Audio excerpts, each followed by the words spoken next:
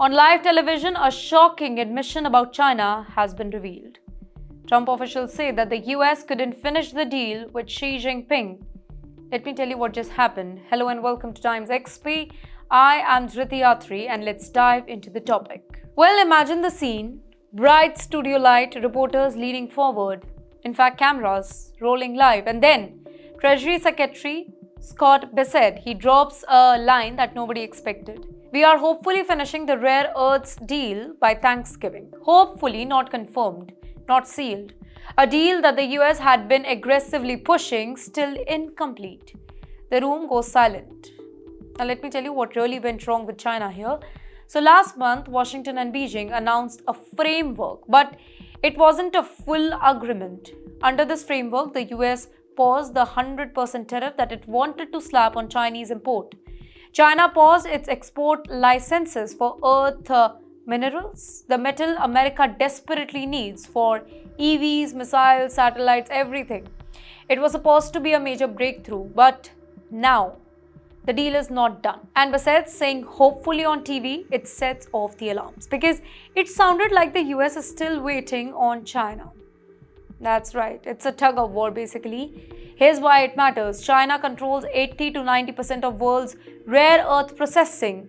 The US military, tech companies and EV manufacturers, they rely on these minerals. Now if China blocks the supplies, the US defense industry, it is going to get hit. Silicon Valley gets hit, the entire supply chain, it will collapse. And that's why Washington wanted this deal finished yesterday, but clearly that didn't happen. Well, the Wall Street Journal recently reported something explosive also, that China planned to cut off rare earths from the US companies connected to the military. A move that would hit the Lockheed and other backbone of America's defense system, including Boeing. But Bessent, he pushes really hard. He said, not true, not happening, China hasn't said that. This tone, it wasn't a calm one, it was defensive, as if Washington is trying to keep the situation from blowing up publicly. Now, this is what critics are now asking. Did China gain the leverage simply by delaying? Did the US pause tariff too early? Did Beijing drag out negotiations to pressurize Washington? Well, because Bessent's comment sounded like we are waiting and still hoping. And no American administration likes appearing desperate for just one deal. Now, delays, negotiation dominate. Now, Beijing notes that rare earths, they are its nuclear level economic weapon. It knows that the US military cannot operate without them, and it kind of knows that Washington is under a lot of pressure before the next elections also. So, you know what China did? It waited. It is watching. It is negotiating on its terms.